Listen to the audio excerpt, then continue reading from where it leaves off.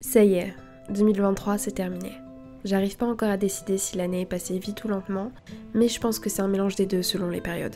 Dans les grandes lignes, je suis plutôt fière de cette année et surtout de ce que j'ai accompli. J'ai réussi à sortir de certaines de mes zones de confort sans finir amochée. J'ai grandi, pas physiquement évidemment, mais mentalement. J'ai encore beaucoup de choses à apprendre des autres et surtout de moi-même, et j'espère que c'est ce que m'apportera 2024.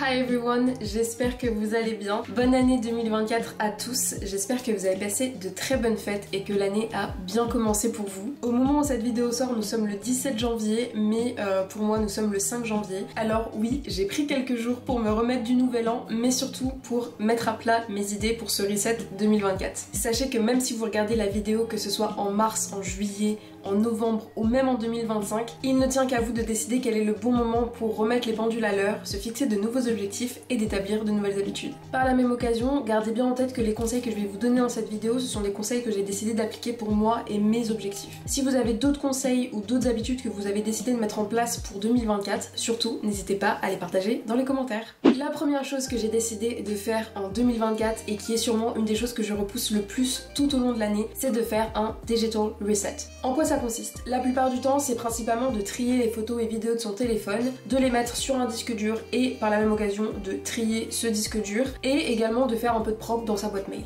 Personnellement, j'ai voulu étendre ce champ à un peu plus que ça. En plus de trier les photos et les vidéos de mon téléphone, je vais venir supprimer les applis que je n'utilise plus, les réorganiser de manière fonctionnelle, supprimer les contacts de mon répertoire qui clairement ne me sont plus utiles depuis très longtemps et également changer mon fond d'écran. Au niveau des réseaux sociaux, ça va être un peu pareil. Sur Pinterest, je vais venir réorganiser mes tableaux, supprimer des idées qui ne me correspondent plus ou dont je n'ai plus besoin. Pour Instagram, je vais surtout faire un tri dans les personnes que je suis. C'est le réseau social que j'utilise le plus et d'ailleurs sur lequel je passe beaucoup trop de temps. J'avais déjà fait un tri il y a quelques mois et sincèrement je n'aurais jamais cru que ça me ferait autant de bien. J'ai arrêté de suivre les comptes qui ne m'intéressaient plus ou bien qui me faisaient me sentir mal, surtout sur le plan physique. J'ai décidé de privilégier les comptes qui ont un intérêt, que ce soit pour mon divertissement et mes passions, pour la communication avec mes amis, ou bien pour ma motivation et mes ambitions. Et pour YouTube, c'est à peu près la même chose. J'ai fait le point sur les créateurs que j'aimais regarder et dont généralement je ne loupais aucune vidéo, parce que la bête noire pour moi dans mon compte YouTube, c'est ma playlist à regarder plus tard. J'en suis rendue à 600 vidéos. Je crois que c'est clairement la plus grosse preuve de ma procrastination.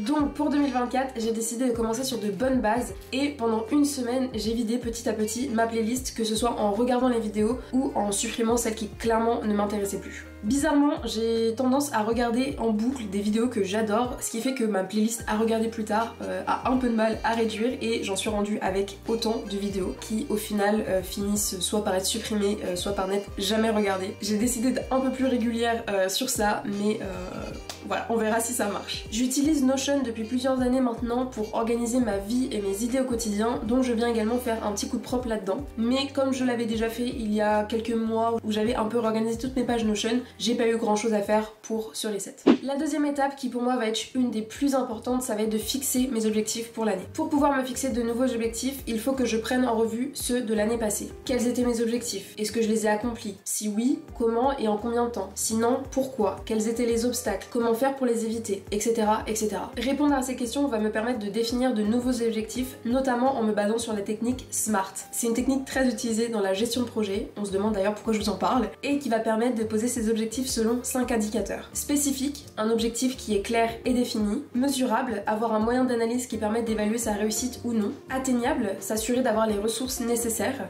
Réaliste, qui ne correspondent pas à ce que l'on veut faire mais à ce qu'on est capable de faire. Et le dernier, temporellement défini, c'est-à-dire de définir une date limite, une échéance. Ces 5 indicateurs doivent être précisés pour chaque objectif. Personnellement, je définis mes objectifs sous deux formes. La première qui va être écrite sur ma page Notion dédiée à ça, et la deuxième sous forme de vision board que je vais créer sur Canva et que je vais utiliser en tant que fond d'écran de mon PC. Ça me permet d'avoir en vue tout au long de l'année mes objectifs et de me rappeler pourquoi je fais ça. Sur ma page Notion, j'ai divisé mes objectifs en 4 catégories. Santé et bien-être, que ce soit physique ou mental, études et vie pro, projet et perso. Une fois que j'ai rédigé mes objectifs, je fais appel à mes deux meilleurs amis pour créer mon vision board, Pinterest et Canva. Je viens chercher des images qui correspondent à mes objectifs, ça peut également être des images personnelles, que ce soit de vous-même, de votre famille, de vos amis ou peu importe, et je viens arranger le tout sur Canva. Vraiment, je trouve qu'il n'y a rien de plus simple et de satisfaisant que de créer son vision board. Une fois que j'ai terminé, je place ça en fond d'écran, et voilà.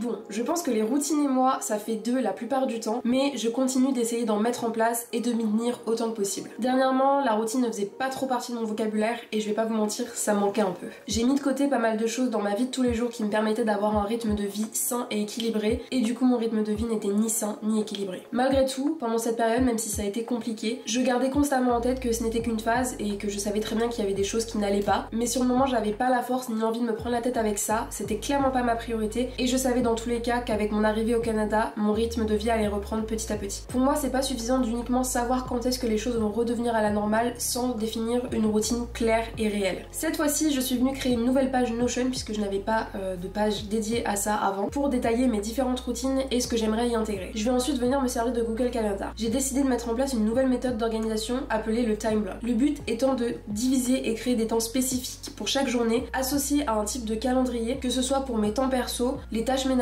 ou ma vie étudiante. D'ailleurs pour ça je vous donne rendez-vous la semaine prochaine pour vous montrer comment je m'organise et me prépare pour une nouvelle rentrée universitaire. Je sais pas encore si je vais garder cette technique du time block puisque je l'ai encore jamais mise en place et je ne sais pas si c'est réellement fait pour moi, mais je vais tester et je vous dirai. Le but pour moi c'est surtout de savoir quand faire quoi, quels moments sont forcément bloqués par des cours ou des activités et lesquels sont forcément libres pour caler des sorties, des rendez-vous, etc. La dernière phase de ce reset, c'est bien évidemment de prendre soin de moi, de mon corps, de ma tête, de mon espace et de me sentir bien pour démarrer une nouvelle année qui pour une fois sera à la fois pour moi calendaire et scolaire. Épilation, masse, soins capillaires, tout y passe. Pour le mental, reprise du sport, se balader, faire un peu de shopping, passer une journée entière dans mon lit à regarder mes films et mes séries préférées, bref, juste prendre du temps pour moi, pour me ressourcer et pour me sentir bien. Je vous conseille également de venir peut-être réorganiser ou faire un bon coup de ménage, que ce soit dans votre chambre ou dans votre appartement en entier. Ça permet également de se sentir bien dans son propre environnement. Voilà, maintenant que tout ça est fait, je peux démarrer 2024 du bon pied. Je vous le redis, mais bien évidemment tout ça n'est propre qu'à moi et à ce que je souhaite entreprendre pour cette nouvelle année qui pour moi aussi est un peu le début d'une nouvelle vie puisque je viens tout juste d'arriver au Canada. Donc prenez de tous ces conseils uniquement ce qui vous intéresse. Vous pouvez également personnaliser les choses selon ce qui vous correspond. Tout le monde ne souhaite pas apprendre une nouvelle langue, faire le tour du monde, se marier, devenir populaire ou bien encore faire du sport à outrance. On n'a pas tous les mêmes envies, les mêmes besoins et surtout les mêmes moyens. Sur ce, j'espère que cette vidéo vous aura plu, qu'elle vous aura peut-être inspiré et motivé. Si c'est le cas, n'hésitez pas à liker la vidéo, à vous abonner si c'est pas encore fait. Et moi je vous dis à la prochaine pour une nouvelle vidéo.